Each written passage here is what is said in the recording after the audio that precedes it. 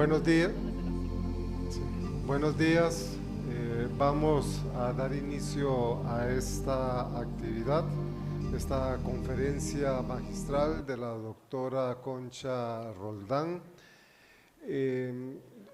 La doctora Roldán es una filósofa y feminista destacada española. Tiene una amplia obra filosófica escrita y ella tiene como 3 ámbitos de trabajo. Uno es la historia de la filosofía, fundamentalmente centrado en la filosofía moderna, y en ese periodo estudia a Leibniz. Lo otro que trabaja es el feminismo. Un trabajo específico que ha realizado es el rescate de filósofas durante la historia de la filosofía, las ha visibilizado y por ello ha recibido un premio que nunca me acuerdo el nombre del premio. Elizabeth de Bohemia. Elizabeth de Bohemia. Ah, sí, es con la princesa con la cual Descartes realiza correspondencia, porque Descartes, al igual que Leibniz, tiene correspondencia con mujeres, las consideran sus interlocutoras, porque también tienen su capacidad de razón, de racionalidad, y con la que puede discutir punto a punto, cara a cara, ¿verdad? Y entonces, en ese sentido, bueno, nosotros hemos considerado como filósofos prefeministas. También ella tiene un trabajo más activista, le llamamos activismo filosófico, más de la línea de la divulgación y la defensa de la filosofía, y por eso participa en muchas organizaciones, asociaciones filosóficas. Por ejemplo, ahora es presidenta de la Red Iberoamericana de Filosofía, que es una ONG que defiende la filosofía por los ataques que recibe en diferentes países, que siempre hay como muchas sorpresas en esos ataques a la filosofía. También es presidenta de la Asociación Española de Filosofía y de la Asociación Española Leibniz. Participa también en la Red Iberoamericana Leibniz. Ella es doctora por la Universidad en la Complutense. Sí, en la Complutense y en la Técnica de Berlín. Perdón, es que ya se me había ido. Trabaja en el Instituto de Filosofía del Consejo Superior de Investigaciones Científicas. Del Instituto de Filosofía fue directora por cerca de 12 años. Fue becaria de la Fundación Humboldt en Alemania y del DAAD. Ha participado en diferentes universidades impartiendo conferencias, cursos, pertenece al grupo de investigación Teoría Cum Praxi y otros grupos de investigación. Es además directora de la revista Isegoría sobre filosofía moral y política. Pertenece a los comités científicos de las revistas Diamond, Endoxa, revista de filosofía de la Complutense, de la revista de la Asociación Centroamericana de Filosofía, ASUR, revista centroamericana de filosofía, y entre otras. Y ha publicado muchos libros y textos, algunos de ellos, por ejemplo, Entre Cassandra y Clio, una historia de la filosofía de la historia, un texto sobre Leibniz en El mejor de los mundos posibles, y así tiene entonces una larga trayectoria como académica y como activista, tanto para la filosofía como para el feminismo. Y su conferencia de hoy que ya ustedes ven el título en la presentación y han leído el texto, supongo, ¿verdad? Porque se les fue entregado. Entonces, supongo que la comprensión de la conferencia será mucho mayor y tendrán, obviamente, como más preguntas, ¿verdad? Que al no haber o no conocer nada sobre el tema, ¿verdad? Así que esperamos lluvia de preguntas, ¿verdad? Y Concha está dispuesta a responder todo lo que ustedes quieran preguntar, ¿verdad? Sí, a conversar, sí. Bueno, a dialogar. Sí. Oye, se oye mucho ruido por aquí. Yo es que tengo mal este oído. Igual se puede cerrar esa puerta. Bueno, pues a ver, buenos días a todas y a todos. Y les agradezco mucho que se me hayan acercado un poco, porque es que esta constelación de aquí en el podio y la gente allá al final, que no veo las caras, pues me resultaba muy poco grata. Porque, bueno, ya me había comentado vuestro profesor, el profesor Luis Martínez, que os había facilitado un artículo que yo publiqué en 2015, que lleva un título muy parecido a la conferencia de hoy. Ah, perdón, sí, esto ya intenté. Uy, es que se vuelca. A ver, ahí, que no se me vuelque, que soy bajita. A ver cómo va.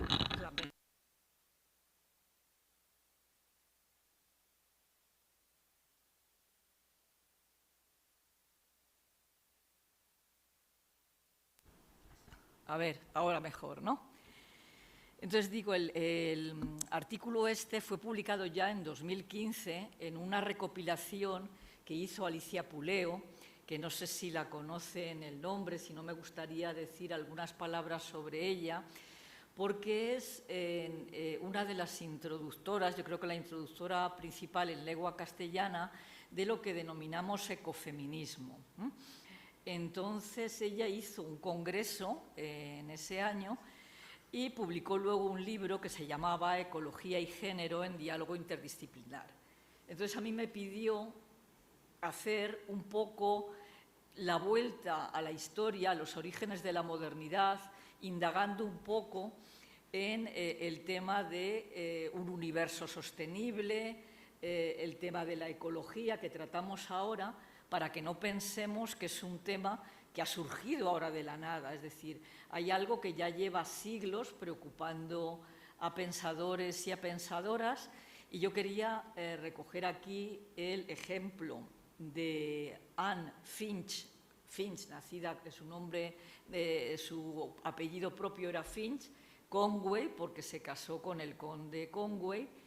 Y quería situar también esta conferencia al final. Claro, los que están aquí en general no han seguido las otras conferencias que he dicho, que he pronunciado aquí anteriormente, pero les cuento un poco que para mí, para ordenarme la cabeza, me servía muy bien el haber hecho el recorrido que he hecho, porque ahora voy a recuperar algunas cosas de las que dije en días anteriores. Como no estuvieron aquí, pues bueno, yo se las recordaré. El primer día hablé de Leibniz, a quien yo dediqué mi tesis doctoral hace ya años, trabajando sobre todo sobre el tema de la libertad y el determinismo. Un concepto como el determinismo de la naturaleza es algo que tiene mucho que ver con el tema que nos ocupa aquí, que es el tema de la ecología. Lo voy mencionando porque, como ha dicho el profesor Carvajal, a mí lo que me gustaría es entablar un diálogo al final, bueno, ver si vemos conexiones con los temas metafísicos y éticos que yo voy a comentar aquí, pero sobre todo pues me gustaría escucharles también cuál es su interés actual por un tema como la ecología o lo que damos en llamar un planeta sostenible, ¿no? Es decir, que con los recursos que tenemos dentro de nuestro planeta nos podamos abastecer y nos podamos abastecer todos, porque ahora tenemos muchos recursos naturales, pero hay países ricos y dentro de esos países ricos hay mucha pobreza y hay muchos lugares en los que no se saca el rendimiento de las propias materias primas que tienen. En fin, todos sabemos que hay, digamos, por detrás del binomio naturaleza y cultura, pues claro, no es todo tan un puente tan claro. O sea, hay intereses económicos, hay intereses políticos que parece que no dan en realizar algo que muchos economistas dicen que sería posible, que es que con los recursos que tengamos nos llegue para todos y todas y podamos vivir bien, y no que se utilice lo que solemos denominar un sistema capitalista, neocapitalista, para que haya un porcentaje muy pequeño de personas, las grandes fortunas, que serán como un 1% de la humanidad, no más, donde se acumula la riqueza, y un 99%, que hay que decirlo, donde con mayor o menor escala, desde, digamos, hay un nivel medio, o sea, ya no es un nivel alto, es más o menos un nivel medio, hasta los niveles de pobreza que existen, ¿no? Entonces, bueno, a mí me parece que lo que tenemos que tener un poco detrás de las cosas que voy yo a hablar, que voy a hablar de metafísica, pues porque en la modernidad, Anne Conway, igual que Leibniz, que es con el pensador que yo empecé a hablar, hablaban de conceptos metafísicos, y ahora estamos volviendo a hablar de conceptos metafísicos, porque las cosas hacen pie en nuestras denominaciones, y sobre todo en filosofía lo que hacemos es conceptualizar, formar conceptos de las cosas que queremos definir, ¿no? En la segunda conferencia estuve hablando de la ausencia de las mujeres en la historia de la filosofía, y el ejemplo que traigo aquí, Anne Conway, es justo una de esas pensadoras que no pasaron a engrosar lo que conocemos como el canon filosófico. Es decir, dentro de todos y todas aquellas que han escrito sobre filosofía, tampoco han pasado todos los filósofos varones a engrosar ese canon. ¿Qué significa esto del canon o historia oficial de la filosofía de la que yo hablo?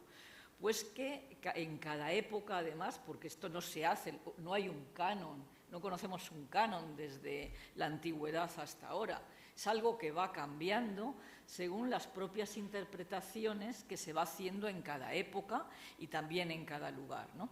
Entonces, sobre todo hubo una interpretación, digamos, ortodoxa de la filosofía, de cómo debía ser, y pareciera además que la historia de la filosofía era como un continuo en el que autores, sobre todo varones, ya digo porque casi no había pasado ninguna autora a esas historias de la filosofía, pareciera que se iban pasando el testigo de su pensamiento unos a otros, ¿no? O si quieren mejor el poner una metáfora de un partido de fútbol, ¿no? Se van pasando la pelota unos a otros, se van transmitiendo. A mí me gusta más la metáfora del atletismo, ¿no? Te vas pasando un testigo y lo van recuperando unos y otros, pero esto no es la realidad, esto no pasa así, o sea, no, digamos, o Sócrates, pues bueno, Platón hereda ciertas cosas de él, escribe los diálogos, pero tampoco hay una relación causal de que se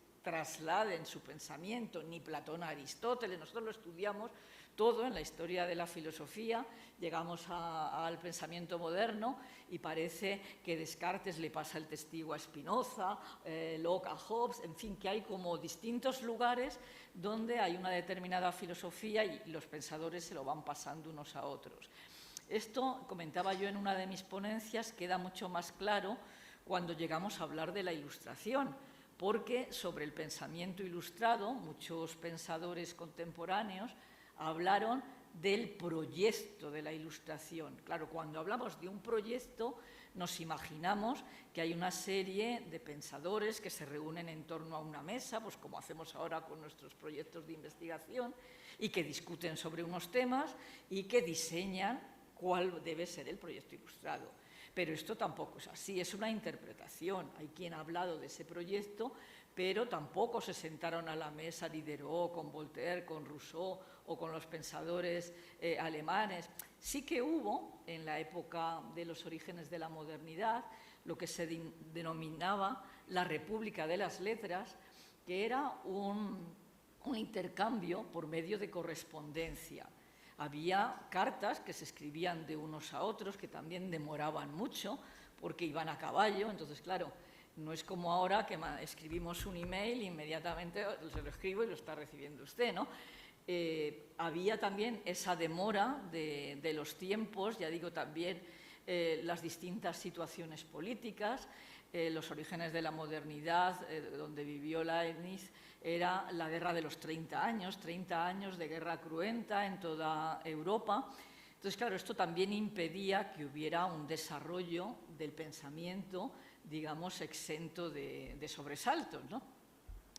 Entonces, de esto hablé también un poco, pero ahora lo que me gustaría es recuperar de la segunda conferencia el tema de la invisibilización y la ausencia de las mujeres filósofas de esos cánones de la filosofía. Es decir, aunque haya habido a lo largo de la historia del pensamiento distintas interpretaciones, la de la modernidad no es la misma que podamos tener nosotros ahora en el mundo contemporáneo, ni tampoco hay una sola, porque cuando se habla de un canon parece que hay uno solo. No, o sea, lo que hay es un pensamiento que, hablamos muchas veces de pensamiento único, o sea, se tiende a unificar en el pensamiento, digamos, que tiene más el poder ideológico para dar esa interpretación de la historia de la filosofía, igual que se da la interpretación de la historia, ¿no? Y se subrayan unas cosas con más importancia que otras, quedan fuera muchos pensadores que son heterodoxos para esa interpretación que se quiere hacer, pero digo, el continuo que sí hay es la ausencia de las mujeres filósofas a lo largo de toda la historia de la filosofía. Yo mencioné algunas también en el periodo griego, como Aspasia, que era la mujer de Pericles, y que parece que fue quien animó el pensamiento, la creación, digamos, de ese pensamiento que da origen a la democracia, mucho más que Pericles, que sin embargo era el que lo exponía en público y el que tuvo más el reconocimiento. Una pensadora como Hipatia, que conocen más todos ustedes porque se hizo una película y se transmitió lo que era la Biblioteca de Alejandría, que como saben hubo un incendio que dio al traste con muchas de esas obras, donde Hipatia tenía muchas de ellas y tenía un reconocimiento, para que se hagan una idea, en matemáticas y en geometría, parejo al del propio Euclides. Entonces, bueno, en su momento tuvo ese reconocimiento, pero desapareció. O sea, las mujeres, en las interpretaciones que se hicieron de la historia de la filosofía posterior, también hubo importantes mujeres en el medievo. Sé que una profesora vuestra, Dina Espinosa se llama, Espinosa, ha enseñado en sus clases sobre Hildegarda von Bingen, una abadesa medieval. Aprovecho para decir que, claro, la salida que tenían las mujeres pensadoras en la época era el convento, porque no existía la posibilidad de que hubiera mujeres célibes, como eran casi todos los filósofos que conocemos. Descartes escribía en su estufa, tenía con su estufita al lado la correspondencia con Elizabeth de Bohemia, entre otras, como ha dicho el profesor Carvajal, pero no se casó. Spinoza tampoco, Leibniz tampoco. Rousseau, bueno, él tiene una historia un poco más compleja porque no se casó, pero sí tuvo una mujer y 8 hijos con ella, a los que mandó a la inclusa. O sea, había digamos, un desapego de un trato igualitario con respecto a las mujeres y un reconocimiento de que ellas también podrían elegir quedarse célibes. Fue el caso de Ana María van Schurman en el siglo XVII, una alemana que vivió en los Países Bajos, que por el protectorado de su padre pudo quedarse en su casa estudiando y no tuvo que irse a un convento. Pero la gran mayoría, pues ya digo, Hildegarda von Bingen, o bueno, Teresa de Jesús, que es un nombre también, una teóloga pensadora, también estuvo su refugio en el convento. Uy, qué gusto. Es verdad, estaba yo luchando contra los elementos.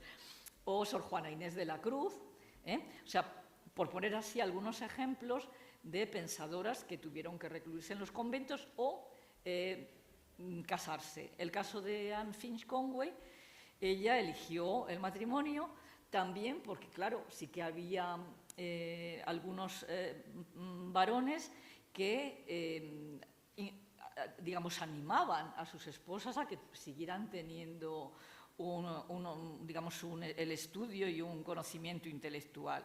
Entonces, ya digo, es una época de la que estamos hablando, que son como ya 300 años que pasaron, pero que me gusta mencionar porque hay muchas cosas, muchas rémoras de aquellos comportamientos que quedan todavía en nuestra sociedad, ¿no? Ese el que haya una igualdad que no se termina de realizar, de hecho, con respecto a las mujeres, aunque haya leyes que abogan por la defensa de la igualdad, hay como una especie de rémora en las cabezas que todavía en muchos lugares se sigue viendo con un halo de inferioridad a los pensamientos o las aportaciones que hacen muchas mujeres, siendo así que poniendo sus currícula encima de la mesa o lo que han escrito, no tienen esa razón de ser. Es decir, hay cuestiones que suceden contra esa equipolencia, o sea, igualdad tiene que darse la mano con la misma capacidad de poder hacer las mismas cosas, de tener las mismas igualdad de oportunidades para hacerlas, y si igualdad no se da la mano con esa idea de equipolencia, pues hay algo que no está funcionando, ¿no? Entonces, bueno, voy ya con esta introducción a ir, aunque si ya lo han leído, pues conocerán muchas cosas, pero quiero referirme al pensamiento de Conway porque incide en un momento crucial de lo que denominamos el origen de la modernidad, donde cuando se ha definido también en esa historia de la filosofía, lo hemos hecho siempre atendiendo a conceptos, digamos, de alguna manera enfrentados, ¿no? Hablamos de racionalismo y empirismo, diciendo que definiendo más como racionalistas a los pensadores que estaban en la Europa continental, mientras que los pensadores que vivían en las islas, digamos, del Reino Unido, parecían más empiristas. Bueno, esta era una forma, digamos, de definir qué es lo que pesaba más en las filosofías de los autores de los orígenes de la modernidad. De un lado, Hume, Locke, Berkeley; de otro lado, pues Descartes, Spinoza, Leibniz. Pero cuando ahondamos en su pensamiento nos damos cuenta que tanto unos como otros intentan dar razón de ambas cuestiones. Es decir, no podemos decir que Hume no fuera racionalista en la expresión de su pensamiento, aunque pusiera el acento más sobre el origen empirista, el relacionarnos con las cosas que nos rodean para luego trascender a una conceptualización filosófica. Ni tampoco podemos decir que en Descartes hubiera un racionalismo que no estuviera relacionado con los problemas que estaban aconteciendo. Justamente uno de los problemas que da origen al mecanicismo cartesiano es cómo el movimiento, cómo se mueven las cosas, que es lo mismo a lo que se está refiriendo también Hume, digamos, al otro lado del mar Báltico, ¿no? Entonces, bueno, lo digo esto porque, siendo así que cuando explicamos las cosas, intentamos analizarlas, incidimos más en unas cuestiones o en otras, creo que es importante no perder de vista que no hay una dicotomía tan grande entre un pensamiento u otro, ¿no?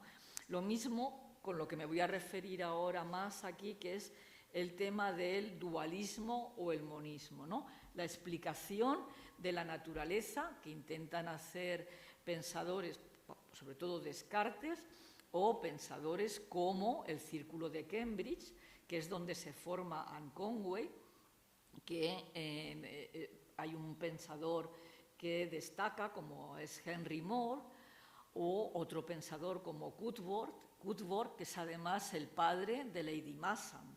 Lo digo que todo son pues personas como nosotros que se relacionan unas con otras, que tienen correspondencia, padres e hijas, padres como Woodward o como el padre de Anne Finch, que anima a sus hijas a que sigan estudiando, o como una astrónoma que me gusta mucho mencionar, porque en la época también había astrónomas importantes, como es Marie Winkelmann, que se casó con un astrónomo porque, digamos, esto de pasar de padre, hay un libro muy bonito que se llama Hijas, hermanas, esposas, ¿no? Y describe un poco cómo es toda esta época de las mujeres en las que de alguna forma roban el saber, ¿no? Yo en el artículo que escribí sobre Ana María van Schurman defino justamente este fenómeno, ¿no?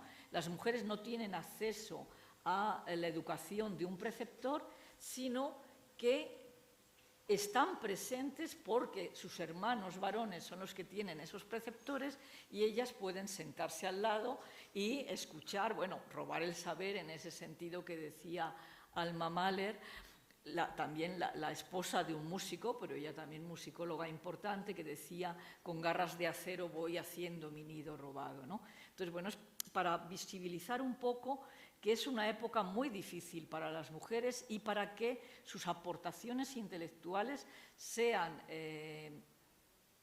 aceptadas en plano de igualdad con la de sus colegas varones y sobre todo subrayar que todo aquello no ha llegado a nosotros. Es como si hubiera habido un naufragio y las obras de las mujeres hubieran perecido todas en el naufragio, ¿no? Yo siempre digo que se invisibilizaron y de una forma más o menos voluntaria lo que llamamos el sistema patriarcal, es decir, que haya un predominio de los patriarcas, los varones, de los más ancianos hacia los más jóvenes también. Eso es un poco la herencia también de una interpretación religiosa de la que no está exenta esta época, y estoy sentando un poco las bases de lo que me voy a referir también en Anne Conway, en la que digamos, el poder, el dominio también intelectual lo tiene el patriarca, los ancianos, los consejos de los ancianos, y luego pues, los que son más jóvenes, una vez que estos ya van muriendo, pues van tomando el poder, pero las mujeres no entran en ese círculo, es como un coto vedado, ¿no? Las mujeres permanecen siempre en lo que es el gueto del mundo doméstico, y es muy difícil que pasen de uno a otro, salvo como excepciones, ¿no? Entonces, todas estas mujeres que han ido haciéndose un hueco en la historia de la filosofía, seguro que han oído hablar de Émile de Châtelet, también un poquito después que Anne Conway, ¿no? Pues ella tradujo a Newton, ella es conocida como la traductora de Newton, sin embargo, ella misma escribió unas indagaciones científicas y filosóficas también que publicó y escribió un discurso sobre la felicidad que ganó el premio de la Academia en aquella época, pero todas esas cuestiones que en su momento fueron conocidas, después no nos han sido transmitidas. Yo cuando estudié ya, bueno, pues hace unas décadas en la Universidad Complutense, no escuché mencionar el nombre de ninguna autora. Y autores que en sí mismos, ya en ese proyecto ilustrado de que hablábamos, la enciclopedia entre los franceses, el propio Rousseau, que escribe los discursos sobre la igualdad, o Kant, que es conocido como el padre de la ética, tampoco hacen un reconocimiento del trabajo de las mujeres.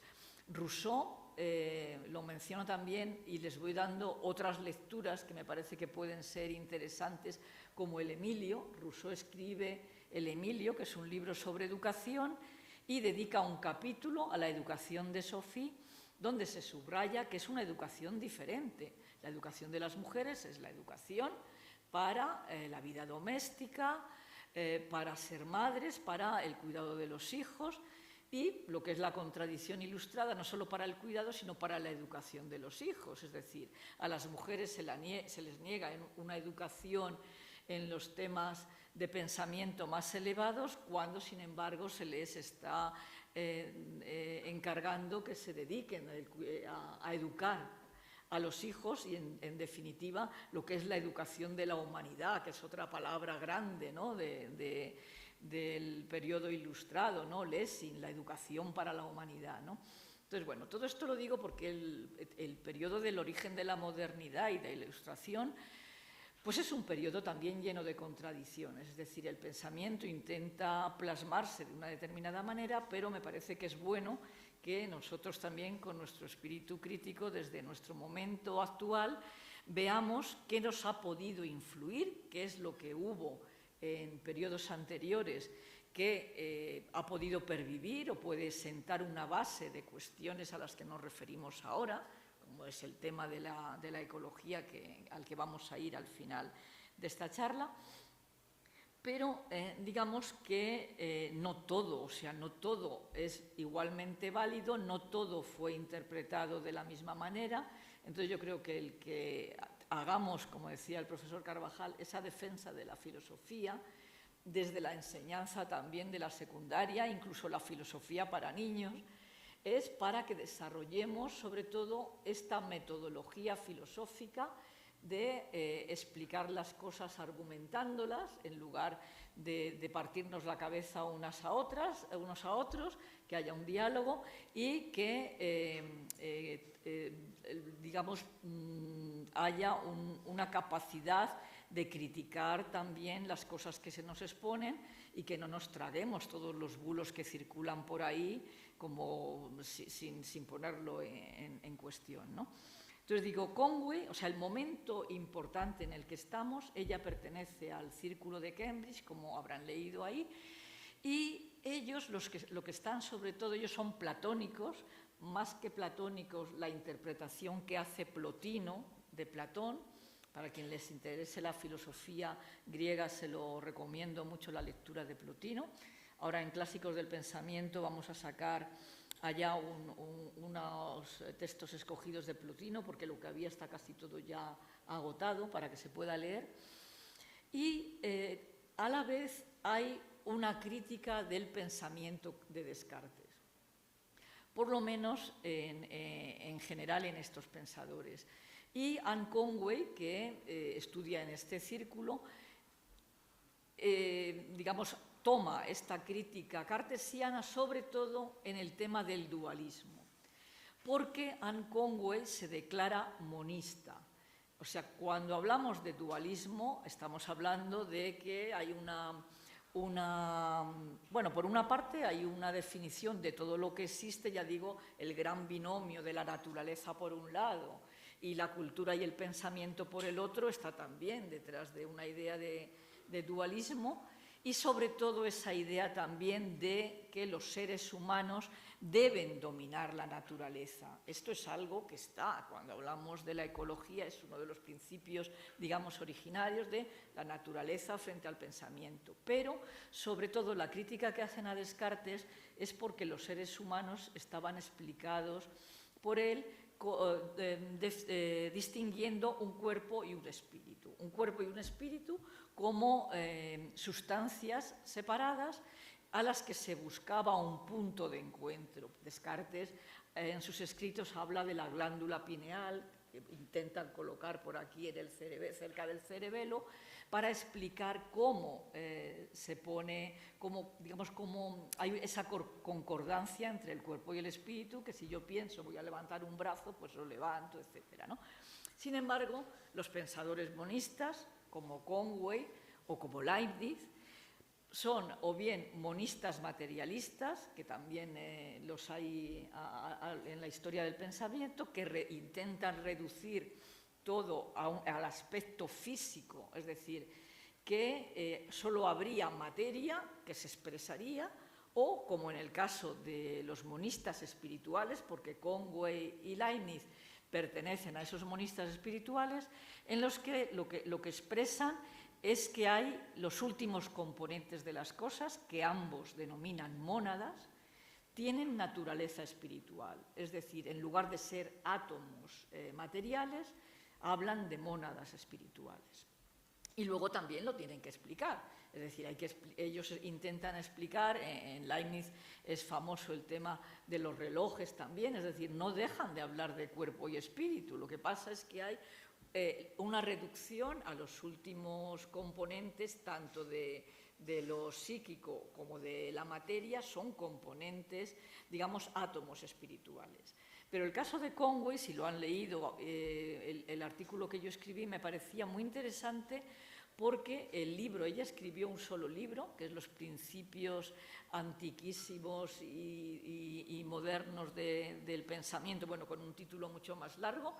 Ella lo escribió en latín, pero fue traducido por Henry Moore al inglés y luego sufrió otra retraducción al latín, Con lo cual, el libro que un colega leibniziano nuestro, Bernardino Orio de Miguel, tradujo al castellano a finales ya del siglo pasado, comienzos del siglo XXI, pues claro, ahí lo ha traducido de ese resultado final escrito en latín, pero hubo muchas disquisiciones por el camino.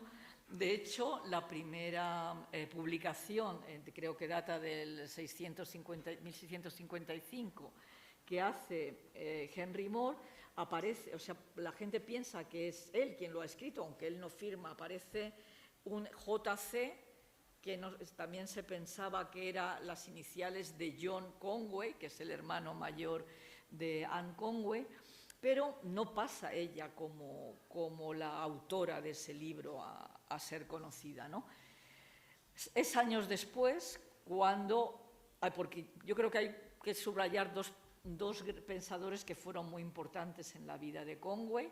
Uno es Henry Moore. Henry Moore era el profesor de su hermano John, con quien ella primero estudia con los preceptores en la casa, pero luego su hermano va a estudiar al Christ College.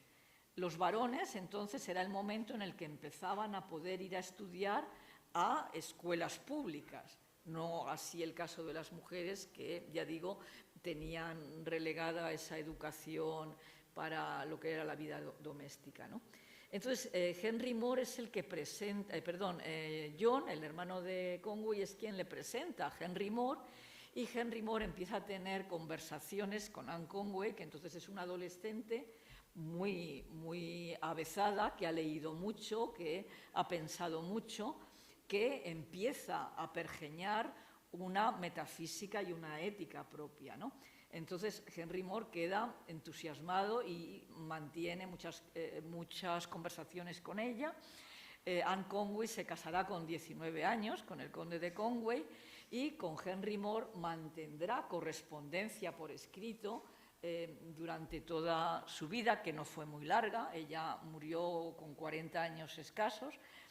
Y a eso me voy a referir porque el tema del dolor y de la ética es muy importante y cómo ella lo relaciona con lo que ella llama la armonía simpatética, la simpatía universal, lo que Leibniz también denominó la armonía, y él habla por una parte de armonía preestablecida en este sentido, de lo que pasa en el movimiento y en la actividad intelectual de los seres humanos, ¿no? Pero de una armonía universal cuando se refiere al universo. O sea, los dos tienen una concepción del universo en su totalidad que van a intentar también explicar en relación con su concepción de la naturaleza, ¿no? Bueno, entonces digo, hay dos figuras, una es Henry Moore y otra va a ser Van Helmont. Van Helmont, que era un médico, él se llama Mercurius Van Helmont, es hijo de otro pensador, de los que llaman pensadores herméticos, porque heredan el pensamiento de Hermes Trismegisto. De esto escribe muy bien en su introducción Bernardino Orio de Miguel cuando hace la presentación de la obra de Conway. ¿Y por qué me refiero a esto? Porque se ha escrito también mucha tinta sobre Conway como un proto-Leibniz, como si ella fuera la creadora de las mónadas y que Leibniz simplemente hubiera tomado la filosofía. Cuando ella muere, Leibniz pues, debe tener 10 o 15 años, está empezando a estudiar ya con Boineburg, pero no conoce la obra de Conway, ¿no? Entonces, ¿por qué me interesa subrayar esto de Van Helmont y del pensamiento hermético? Es porque heredan también una concepción religiosa, sobre todo del judaísmo, que es esta idea de la cábala, y cómo los componentes últimos de las cosas están alimentados espiritualmente, ¿no? Entonces esto lo recoge Conway en su pensamiento. No sé si habéis visto películas de que reflejan también el tema, bueno, más conocido es el tema de Frankenstein, que refleja la obra de Mary Shelley, que es la hija de Mary Wollstonecraft, otros nombres también, digamos, de genealogías de pensadoras que ponemos si indagamos un poco en relación unas con otras. Pero hay otras películas que hablan del golem. El golem es, digamos, esa criatura que se explica también desde el pensamiento judaico, que también vuelve a la vida, pero no es que vuelve a la vida, es que tiene un aliento vital. Lo menciono esto porque es algo que en la filosofía de Conway aparece. La idea del elan vital, del ánimo vital, la idea que en otros pensadores como en Spinoza aparece el conatus, ¿no? Que es lo que nace de mi propio fondo, digamos, que me hace expresarme de manera autónoma. La idea de la autonomía ética de las personas, por una parte, pero la idea también de los autómatas, los muñecos, en todo el origen de la modernidad, igual que ahora estamos embebidos con la idea de la inteligencia artificial y cómo, digamos, podemos hablar de robots y de humanoides que nos pueden replicar, ¿no?, perfectamente a los seres humanos, pues en esta época están muy ocupados de ver si a los autómatas se mueven nada más mecánicamente o si se les puede meter una vida, que para ello también investigan mucho desde la física y la química, ¿no? O sea, elementos como el mercurio, que bueno, ahora pues conocemos pues porque va dentro de los termómetros, pero que si sabéis que si se rompe un termómetro empieza a pulular por ahí las bolitas y se van, ¿no? Pues ellos estaban muy interesados en investigar todo esto, ¿no? Y todo esto lo estoy contando un poco para explicar cuál es esa postura, desde mi punto de vista muy original, de Conway, cómo explica ella de una manera monista cómo estamos hechos los humanos y qué pasa con el resto de la naturaleza. En Leibniz también hay una definición de todo lo vivo, son pensadores que en este sentido se califican como vitalistas. Todo lo vivo, desde las plantas hasta los seres humanos, tienen también como una continuidad, hay como una cadena de los seres.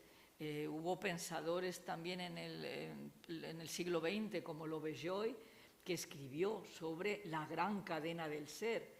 Y hubo científicos como Darwin que hicieron pie en esta idea más metafísica para explicar también la evolución de todo lo que existe. Es decir, que digamos de animales más inferiores se pudiera llegar a explicar que de los simios proceden los seres humanos, por ejemplo, ¿no? Bueno, pues digo todo esto porque en Conway hay una explicación que ella habla de condensación y de sutilización de todo lo que existe, ¿no? Entonces dice que aquello que se nos presenta como más físico, como más corpóreo, es algo en lo que las mónadas están más condensadas. Lo que se nos presenta como más espiritual, la idea del pensamiento, nuestras ideas, es la misma composición más sutilizada, más etérea, podemos decir, empleando el símil que os decía de muchos productos químicos, que además cuando Conway tenía un laboratorio en su mansión, que era una gran mansión con una enorme biblioteca que tenía su esposo, y con Henry Moore hacían también estos experimentos, igual que los hizo Leibniz, ¿no?, donde se ve que de lo sólido se puede luego volatilizar a los elementos gaseosos, o al revés, de cómo cuando congelamos se puede solidificar lo que era líquido, etcétera, ¿no? Entonces, bueno, ellos están pensando todo el tiempo, intentando, por una parte, describir la naturaleza y ver cómo se hace una explicación del universo. Es más conocido el tema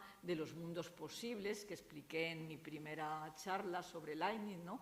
Y la crítica que le hace Voltaire al doctor Pangloss, que dice que está en el mejor de los mundos posibles, pero en el caso de Anne Conway está esta idea también de cómo se puede mejorar lo que tenemos. Cuando hay esa descripción más sustancial es cuando estamos hablando desde un punto de vista metafísico. Por eso yo decía bases metafísicas y éticas para la sostenibilidad.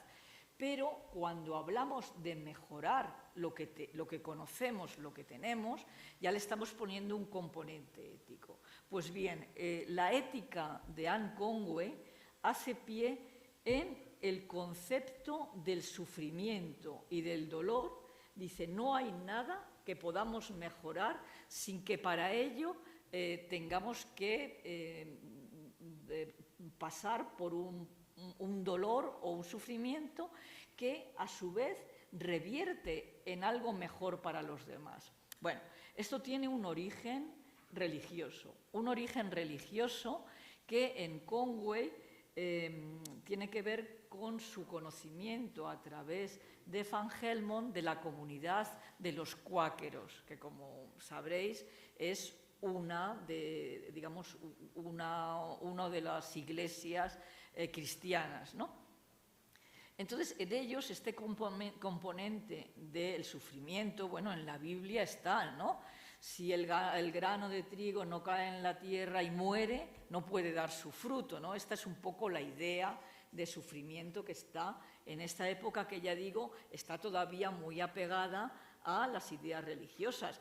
Conway empieza a escribir su libro hablando del concepto de Dios y el concepto de los ángeles. O sea, cuando uno describe lo que existe metafísicamente, también habla del concepto de Dios y de ese posible concepto de seres espirituales angélicos, ¿no? Bueno, pero a lo que yo voy es que ella le interesa mucho el mundo cuáquero, por una parte por la idea del sufrimiento, que os voy a decir que tiene también, aunque ya lo habréis leído, pero os lo recuerdo, una relación con su propio sufrimiento vital, porque ella padecía unos dolores de cabeza insoportables, que no se sabía de qué venían aquellas cefaleas. Del caso es que los médicos de la época incluso la toman a ella como un ejemplo, ¿no?, para describir qué es lo que pasa. Intentan curarla de todas maneras, incluso haciéndole una trepanación. Bueno, nada de esto es posible, y además ella tuvo un gran sufrimiento, que fue la pérdida de su hijo cuando tenía 2 años, enfermo por la viruela, que también eran una de las enfermedades que en la época pues no había vacunas y los niños morían de este tipo de enfermedades muy fácilmente. Entonces, claro, ya un niño de 2 años, cuando ella lo pierde, pues digamos empieza a reflexionar, conoce a los cuáqueros y empieza a reflexionar en esta idea del dolor. Ella intenta sacarle partido al dolor, es decir, ella piensa, mi dolor ha de servir para otros de alguna manera. Bueno, eso lo dejamos ahí con puntos suspensivos, a ver si pudo servir o no pudo servir. Yo creo que a ella sí que le sirvió, porque lo que hizo fue encerrarse en sus libros y en sus pensamientos y escribir sobre ello. Pero la otra cosa que yo quería subrayar es que entre la iglesia de los cuáqueros era una de las pocas iglesias cristianas que tenían un reconocimiento de igualdad también para las mujeres. En las demás iglesias era muy difícil que hubiera diáconas. Sin embargo, diácona es aquel que va a dar la comunión, por ejemplo, a los fieles, ¿no? Y eran siempre varones, pero entre los cuáqueros sí que había ese sentido de equipolencia de las mujeres. Y ella, en alguna de sus cartas con More, también lo menciona. Para ella es un espíritu, el de esas comunidades, mucho más amable, ¿no?, porque ellas pueden hablar en plano de igualdad en público. Entonces, bueno, eso sí lo quería subrayar porque me parece que es importante. Pero ya para terminar y para entrar en el coloquio, lo que me gusta es subrayar cómo de esa metafísica y de ese concepto que ella tiene de que del dolor significa que el que pueda revertir en el bien de otras personas, lo que ella está queriendo subrayar es una ética que muestra que todo está en relación con todo. Todo lo que pasa en el universo, y esto es algo que Leibniz también lo dice en su idea de armonía universal, no hay nada que pase en este lugar del planeta que no revierta en el otro lado. Si aquí estamos talando los árboles, va a revertir en todo el planeta el que haya un cambio ecológico. Conway lo explica metafóricamente, dice, es como si existiera una viga infinita, porque claro, el universo también tiene ese concepto de infinito, es decir, no solo estamos hablando de nuestro globo terrestre, estamos hablando de los planetas, estamos hablando de cómo la astronomía, que tiene mucha importancia también en esta época, de cómo los planetas están influyendo también en lo que pasa dentro de nuestro pequeño universo, ¿no? De cómo la Luna es capaz de influir en las distintas mareas, de cómo los seres humanos han querido sacar partido de esos elementos naturales, ¿no?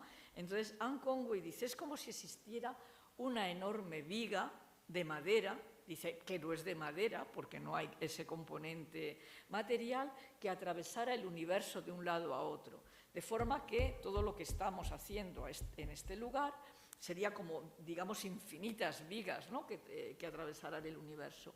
Eso haría que repercutiera en la otra parte del universo.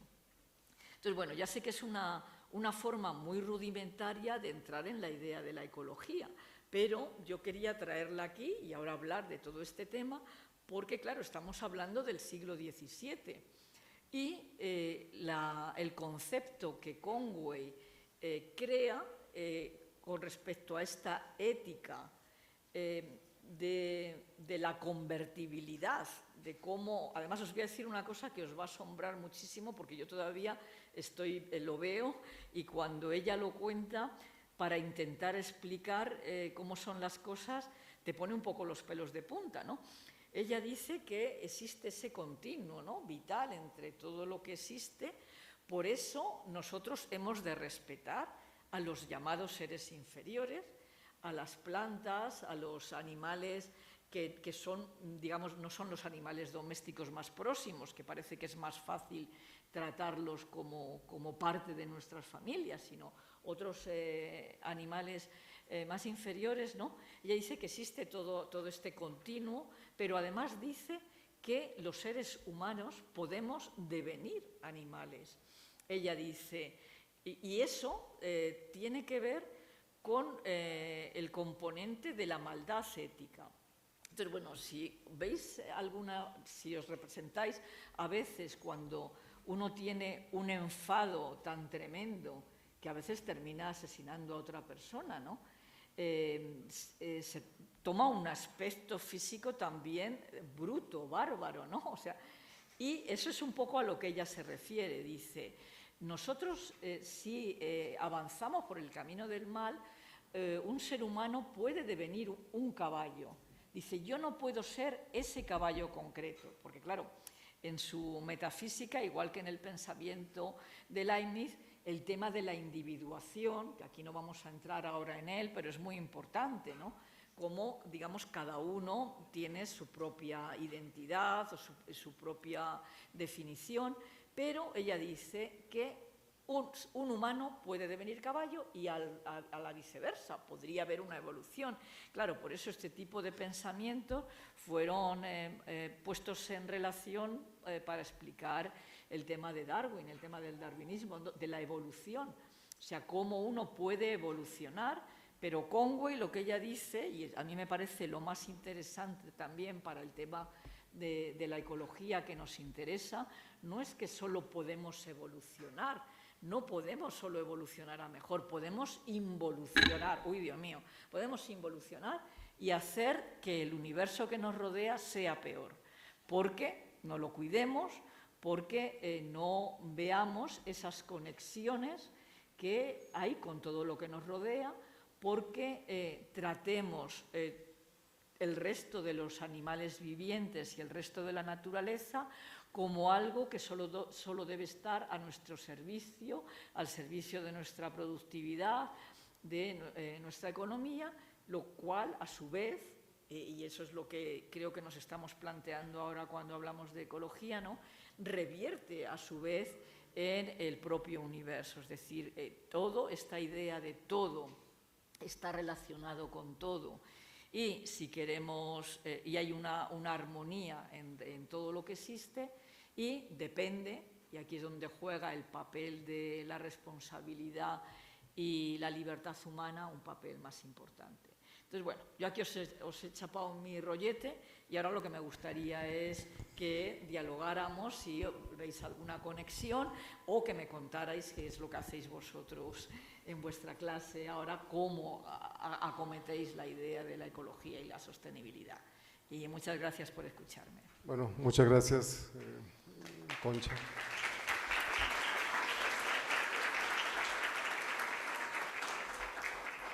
Nada más un comentario inicial. Sí, en lugar de hablar de efecto mariposa, Leibniz habla del efecto mosca. Sí.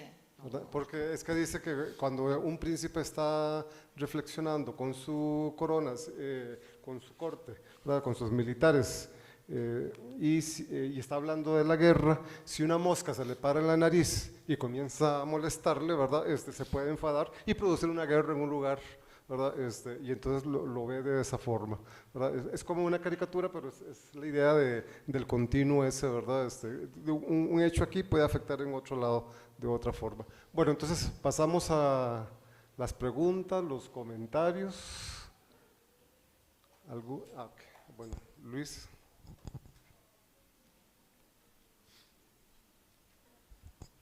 Muchas gracias, profesora, por la presentación. Me parece que ha sido muy sugerente en varios niveles, principalmente para los estudiantes de este curso, porque usted ha atravesado temáticas que hemos discutido. Estoy seguro que ahorita le plantearán. En lo que a mí respecta, quería hacerle el comentario que me parece que subyace a lo que usted ha propuesto, que me parece una idea bastante interesante en suponer que el monismo como sistema de pensamiento pareciera ser un camino más acertado para llegar a una comprensión antropológica de lo que hoy llamamos posthumanismo. Efectivamente hay características muy claras, en algunos casos exacerbadas y en otros un poco más equilibradas. Pensaba cuando la escuchaba en el Deus y Venatura de Spinoza, solo para poner uno de muchos ejemplos, que permiten suponer que la idea de naturaleza no es una idea alejada, sesgada o binarista de frente a la comprensión del yo. Y casi me parece que podría sugerirse la idea de que hay un post-antropocentrismo ya inclusive desde los orígenes de la modernidad a partir de la línea que usted plantea. No obstante, me queda la duda o la pregunta que quisiera plantearle es, la perspectiva de estos autores es una perspectiva muy centrada en el ámbito religioso, con interpretaciones muy relacionadas con lo religioso, y esto hoy lo tendemos a llamar una ética mayordómica, ¿verdad? La ética de que tenemos que cuidar las cosas, son prestadas, y me gustaría saber si desde la perspectiva de Conway ella ha logrado superar esa interpretación mayordómica del cuidado del medio ambiente, o es el punto de partida para entenderlo. Sí. Muy bien. Bueno, pues nos han pillado con el carrito del helado, como dicen. Claro, pero es la idea, o sea, yo soy monista y además me parece que para una explicación ecológica y para combatir, digamos, los males que nos acucian, da mucho más juego un planteamiento monista que un planteamiento dualista. La diferencia estaría en decir, tengo un cuerpo o soy un cuerpo. Entonces, claro, ahora tendemos a explicarnos de manera unitaria en este sentido, es decir, somos un todo, un conjunto, y por eso también para el feminismo y para digamos, los estudios de género también es muy importante, ¿no? Porque yo soy con mi cuerpo, yo soy mujer, o yo soy varón, entonces me parece que eso es importante, ¿no? La diferencia de esa concepción monista, y que está en estos autores. Para mí Spinoza, ya lo comentábamos el otro día, también es un autor que me parece muy rico, porque él también es un pensador monista, aunque se ha intentado explicar dualistamente por los atributos del pensamiento, ¿no? Él justamente dice que lo explica analíticamente, pero habla de esa unidad también, ¿no? Y con respecto a la duda, a ver, yo creo que autores, por ejemplo, en Leibniz, está claro que él está ya metido en un periodo de secularización tremenda. De hecho, él cuando muere a Leibniz le llaman Glaubniks, el que no cree en nada, porque pues, todo lo somete a crítica. Y yo diría que en Conway está un poco este proceso también. Lo que pasa es que para ella necesita consuelo, o sea, lo que le da la religión, más que apoyarse en ella para sus definiciones metafísicas, yo creo que es el consuelo para el sufrimiento, o pensar que se puede sacar un bien de ello. Esa parte de la religión sí que está en Conway, pero por lo demás las disquisiciones que hacen. Y bueno, a mí me gusta mucho un libro que escribió Jalabert, que se llamaba El Dios de los filósofos. Bueno, ahí no aparece ninguna filósofa, pero podríamos haber metido también, pero va pasando por autores como Spinoza, como Kant, creo que, no sé si estaba Leibniz también, ¿no? Pero va un poco explicando que ese Dios de los filósofos del que se habla, porque claro, en ese momento, ¿cómo no vas a hablar de que lo que existe pues tiene que ver con la creación de un ser superior? Pues claro, te meten y te encierran y no te dejan estar en la sociedad, o sea, todavía no se ha dado ese paso, pero ellos son muy críticos, o sea, no, y el Dios de los filósofos y de las filósofas no es ese Dios de la religión. Yo creo que en Conway es importante lo que aprende de los cuáqueros, pero sobre todo por el tema del sufrimiento, ¿no? Y de cómo puede compensar, o sea, la carga compensatoria que puede tener el sufrimiento, que a ella es lo que le consuela. Pues dice, yo con todo lo que estoy padeciendo, con estas migrañas que no sé de dónde vienen, con lo que he padecido con la muerte de mi hijo, si esto no sirve para nada, para el resto no hay esa ética simpacética. Ella habla de la simpatía, ¿no? de la simpatía en este sentido, y en que todo se relaciona. Hay otra autora, la mujer, que era la mujer de, Dios mío, ¿cómo se llamaba? Que escribió también sobre simpatía, que lo tradujimos, lo voy a buscar ahora. Escribió sobre las cartas. Aquella mujer judía que se convirtió en católica.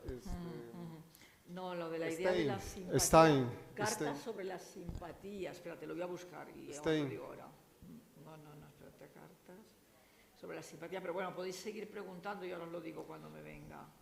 Sí. Mira que lo he leído el libro. Bueno.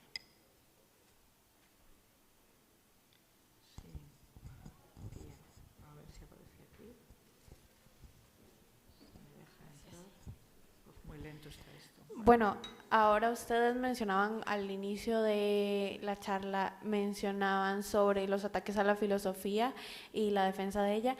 Y perdón si tal vez esta pregunta viene como desde el conocimiento, si parece muy burda, pero quería saber exactamente como a qué se refieren cuando hablan de ataques a la filosofía y defensa de la filosofía, y específicamente con esto de Conway, cómo se relaciona el tema respecto a eso.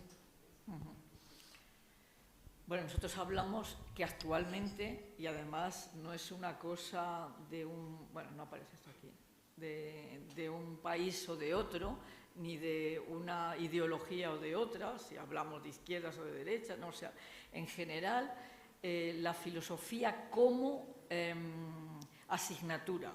Hablamos de la filosofía como asignatura que se imparta en la enseñanza, sobre todo secundaria, pero también en la primaria. por ejemplo, nosotros en España defendimos que hubiera ética, que es una parte de la filosofía, una asignatura que se llamara ética y que estuviera en los planes de estudio. Sin embargo, a esto, y salvando ya mucho las distancias con la religiosidad de la época medieval o de la moderna, ha habido mucha oposición siempre de la Iglesia y de todas las iglesias para que haya una ética, porque así queda un poco el monopolio de las iglesias el enseñar el comportamiento moral de los seres humanos, ¿no? Cuando los filósofos, las filósofas, en general, lo que queremos es mostrar que haya algo común para todos los seres humanos independiente de las creencias, es decir, que haya una argumentación racional sobre lo que es bueno o lo que es malo, de unos para con otros, o sea, sin tener que ser las leyes, digamos, que te culpabilizan o te van a mandar, digamos, a la cárcel o vas a tener que pagar una multa, sino que hay un componente moral del comportamiento de los seres humanos que no depende de lo que uno crea o de si es ateo o de si es agnóstico. O sea, uno puede ser ateo y, sin embargo, ser una de las personas que tenga un comportamiento moral mejor para con los otros, para con la naturaleza, un comportamiento político.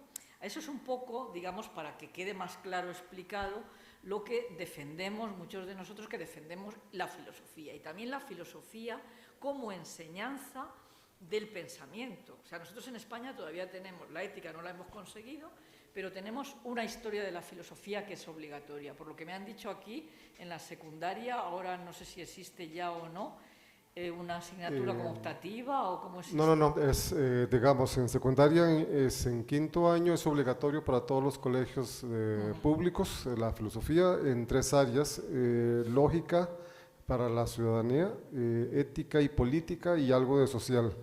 Pero dura 8 meses. En los colegios privados, los católicos asumen el programa del Ministerio de Educación Pública, y algunos privados tienen filosofía desde el kinder hasta quinto año, como el Humboldt, el Colegio Inglés y otros. Y otros privados no dan, ¿verdad? Sí. Sí, esta es la idea.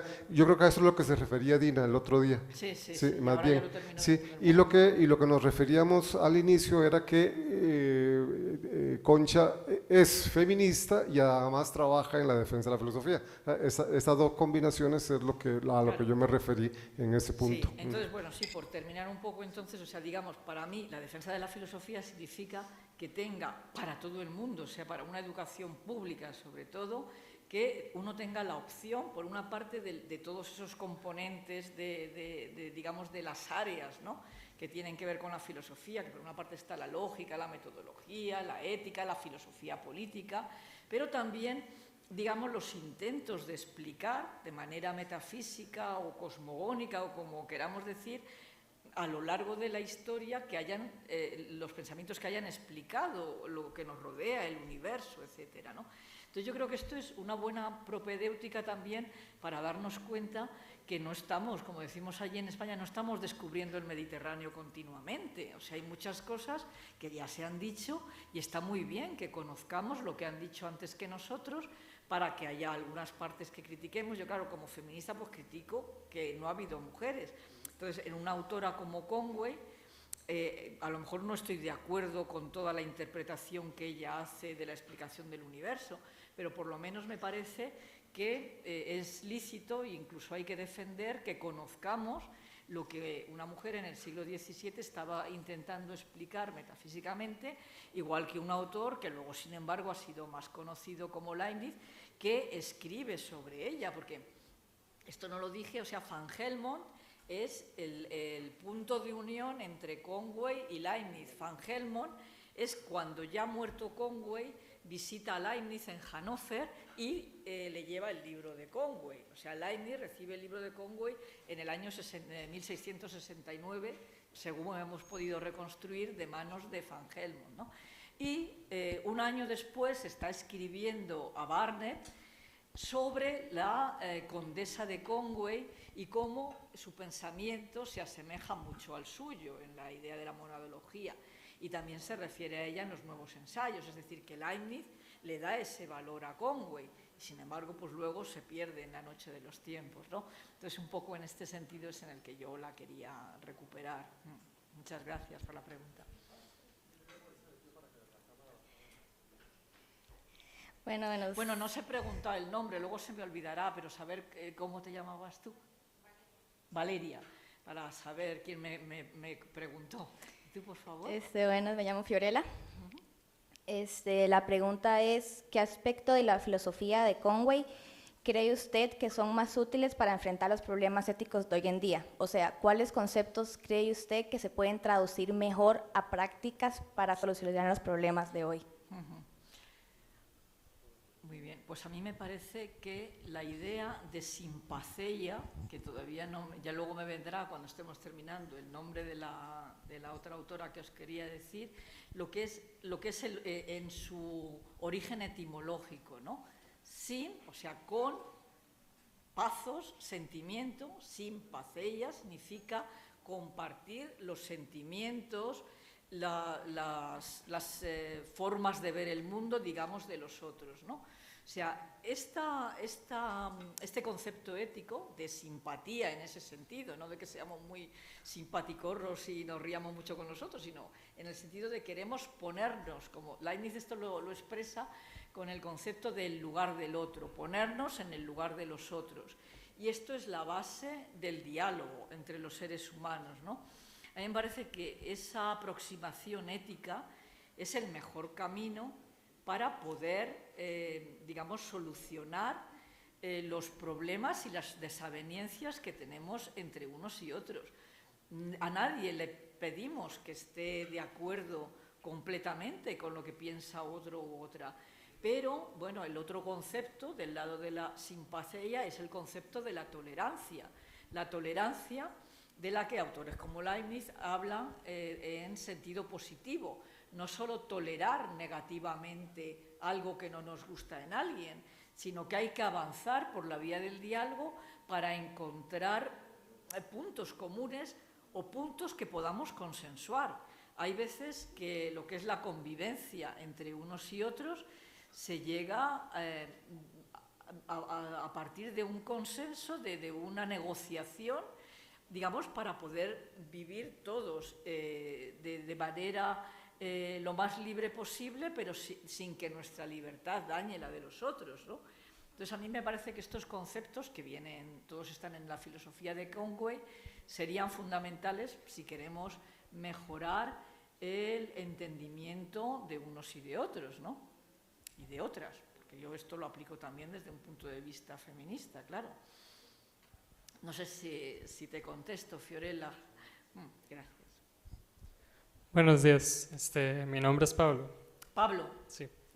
Bueno, me interesó mucho toda esta vivencia que tuvo la escritora Conway respecto a la muerte de su hijo y los cuáqueros. ¿Se oye bien? Sí, se oye, se oye. Ok. Me surge mucho la cuestión de que muchas veces suelen surgir estos dolores o estas dolencias para que la gente llegue a tener acciones o para que los suele aprovechar. Por ejemplo, la escritora, como usted menciona, se encierra en este dolor para escribir los libros. No sé si en algún punto ella habla sobre otra manera en la que no haga falta en que alguien llegue a sentir estos dolores o a pasar una vivencia que le haga reflexionar, sino simplemente actuar sin haber tenido que pasar por una experiencia así de mala.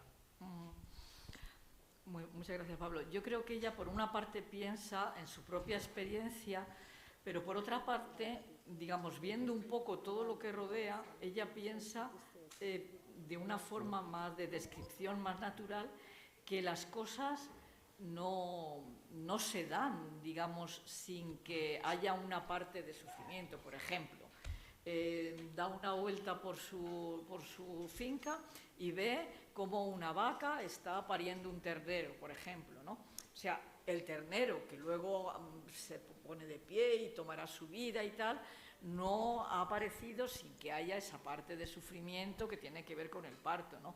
Cuando miraban el tema de la astronomía, por ejemplo, y de los cultivos, que estaba muy relacionado, igual que, bueno, siguen existiendo calendarios, digamos, para ver, bueno, aquí estamos ahora todos los días a las 5, no llueve, o casi todos los días, ¿no? O sea, viendo cómo se puede sacar más partido de los cultivos, etcétera, con todas estas cuestiones, pero cuando ven, o sea, cuando se explica un poco la naturaleza, o sea, la idea de que para que salga una flor tiene que romperse una semilla, o sea, yo creo que es un poco esta idea también de sufrimiento o de que la muerte y la vida, o sea, son pensadores vitalistas. Conway es una pensadora vitalista, y todo pensador vitalista yo creo que no se olvida de la idea de la muerte y del dolor como componente de la propia vida. Es decir, bueno, yo creo que no lo puedo decir de otra manera más clara, ¿no? Es decir, la muerte tiene que ver con la propia vida, y unos mueren y otros nacen, o sea, ese sentido de concepción general de la vida y de los seres vivos, porque ellos insisten mucho. Leibniz, de hecho, habla de las almas, ánimas, ¿no? En el sentido de todo, o sea, todo lo que tiene vida, ¿no? O sea, Vale, vale. Sí. Bueno, hola, yo soy Mariana y mi pregunta va más relacionada cuando usted plantea como, desde mi punto de vista, una utopía en que las escuelas y los colegios deberían como tener un buen plan en filosofía. Desde mi experiencia, yo recibí filosofía en último año y se nota también un poco la deficiencia del sistema educativo. Entonces, mi pregunta caería en si se enseña, ¿no sería como una pérdida de identidad de la filosofía y no caeríamos como tal vez en la manipulación de grupos dominantes? Porque no son como Perdona, temas no críticos. te entendí bien esto, o sea, ¿qué sería? No entendí la última frase. Ok, digamos que si no caería en una pérdida de identidad de la filosofía, porque siempre recaen como en manipulación de grupos dominantes o pensamientos antropocentristas, o como mencionaba usted en su formación, solo pensadores masculinos.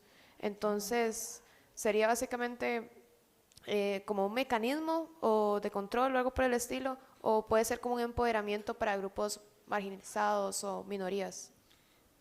Gracias. Muchas gracias. Bueno, a ver, esto es un tratado, lo que hay que escribir aquí para contestar esta pregunta, pero en general, a ver, justamente los que estamos trabajando del lado de la defensa de la filosofía, estamos trabajando para hacer otro tipo de filosofía. Eso es un poco, por lo menos lo que aquí Álvaro Carvajal y yo y otros muchos que estamos trabajando en ello, es decir, para liberarnos justamente de esa transmisión de una interpretación determinada de la historia de la filosofía, que no queremos sustituir tampoco por otra. Lo que queremos es que haya la posibilidad de expresar que hay distintas formas de pensamiento y que todas pueden ser compatibles unas con otras. O sea, no hay una verdad absoluta. Pero con esto no quiero decir, porque esto nos lleva ahora esta defensa que se hace de la posverdad, eso tampoco es. O sea, ni hay una única verdad absoluta para muchas cosas. O sea, hay cosas que se pueden expresar racionalmente y de manera argumentativa y que están de manera, digamos, equivalente, y no es mucho mejor una cosa que otra, Pero, sin embargo, lo que a mí más me ha interesado de tu intervención, o sea, el tema de la utopía, o sea, y el tema de esa definición del sistema educativo. El problema es quiénes son los que definen lo que se llama el currículum educativo, ¿no? Ahí es donde hay que incidir y ver, porque hay veces que nos damos cuenta que se delega en técnicos y técnicas que hagan ese currículum, es decir, tampoco son personas que están especializadas en las distintas temáticas de las que se está hablando.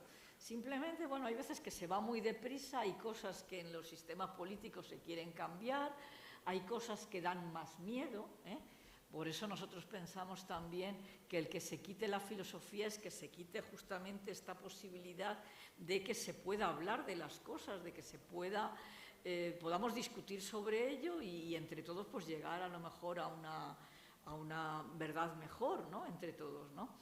Que esa era un poco la idea también de estos autores y de Leibniz sobre todo, ¿no?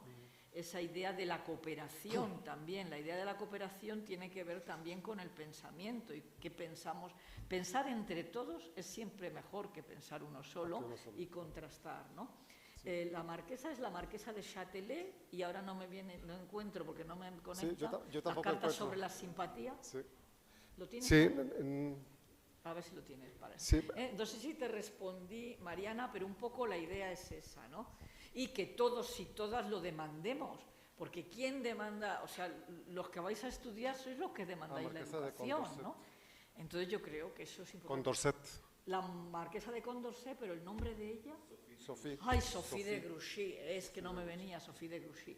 Y es un libro muy interesante también, las cartas sobre la simpatía, porque tienen que ver con lo que preguntaba Fiorella antes, ¿no? Con el tema de la ética y ese tema. Muy bien, muchas gracias. ¿Alguna otra pregunta? Ok.